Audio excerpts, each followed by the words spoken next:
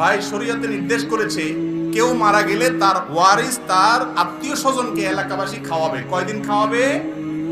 কমপক্ষে 3 দিন পর্যন্ত তাদেরকে মেহমানদারি করবে। আরো বেশি করতে পারলে ভালো, যদি তাদের মন খারাপ থাকে। আমাদের দেশে কেউ মারা গেলে তার আত্মীয় স্বজন এলাকার লোকজন একটু ভাত তরকারি রান্না করে পাঠায় টুকটাক, এরপরে খাওয়ায়া যায়, খাওয়ায় না খাওয়ায় 4 দিন আর 3 দিন আর 7 দিন আর 40 দিনের নাম করে পুরো এলাকার মানুষ আবার শুধু আসলে উঠে একদিনে এটা দেখে। ঠিক না ঠিক? এটা জায়েজ নাই।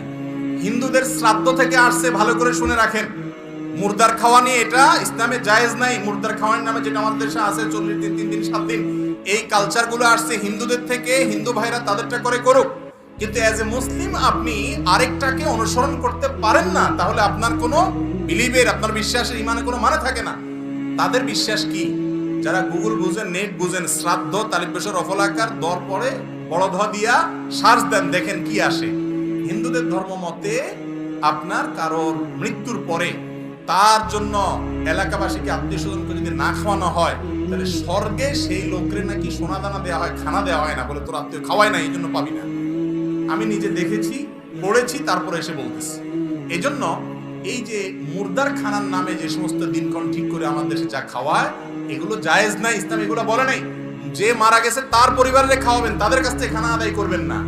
হ্যাঁ, তারা তাদের বাবা মার তরফ থেকে গরিব দুঃখীকে কোনো দিনক্ষণ ঠিক করা ছাড়া এতিমখানাতে এমনি গরিবদেরকে খাওয়ানোটা ভিন্ন কথা, কিন্তু সামিয়ানা টাঙ্গায় ফুর্তি করে খাওয়াবেন। ভাই মানুষ কখন খাওয়ায়? খুশির ছুটে খাওয়ায়। বিয়ে করছেন, খুশি, একটা বউ ঘরে আসছে নতুন, মাশাআল্লাহ, এই খুশিতে অলিমা খাওয়াই দিবেন, তাই না? ছেলে হয়েছে, আল্লাহ সন্তান দিছে, মেয়ে হয়েছে, সন্তান দিছে, এই খুশিতে আকিকা খাওয়াই দিবেন। ছেলে পাস করছে, পরীক্ষা, চাকরি পাইছে, খুশির ছোটে মিষ্টি খাওয়ান, তাই না? যত খাওয়া খাওয়াই ব্যাপার আছে, এগুলো সব খুশির ছোটে হয় না দুঃখের ছোটে হয়? খুশির ছোটে হয়। আপনার বাপ মারা গেছে, গোটা এলাকা মানুষের গরু জবা করে খাওয়াচ্ছে, মানে বিরাট খুশি যে বুড়া মরছে, জমি জমার ভাগ পাইলাম। এখন ব্যাপারটা কি সেরকম? খুবই আপত্তিকর বিষয়, খুবই আপত্তিকর। এটার বিরুদ্ধে একটু দাঁড়াইতে হবে। এটাও খুব কঠিন কাজ। এটা করলে এলাকাবাসী বলবে কি পোলাপান রাখি গেছে, আরে কারো করে হাত ধোয়ায় না একটা। ঠিক না ভাই? ঠিক। আপনার হাত ধোয়াইতে হবে, আরেকজন আপনার হাত কি লুলা হয়ে গেছে, পানির অভাব হচ্ছে, তল হচ্ছে? আসলে হাত ধোয়ানো তো কথা না, মানে খাওয়ায় না।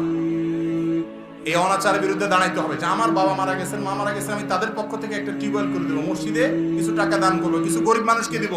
এই এলাকাবাসী খাওয়ায় ফুর্তির অনুষ্ঠান করব না, এটা জায়েজ নাই। আল্লাহ আমাদেরকে মানার তৌফিক দান করুন। সৎসাহস থাকতে হবে সত্য কথা মানার জন্য।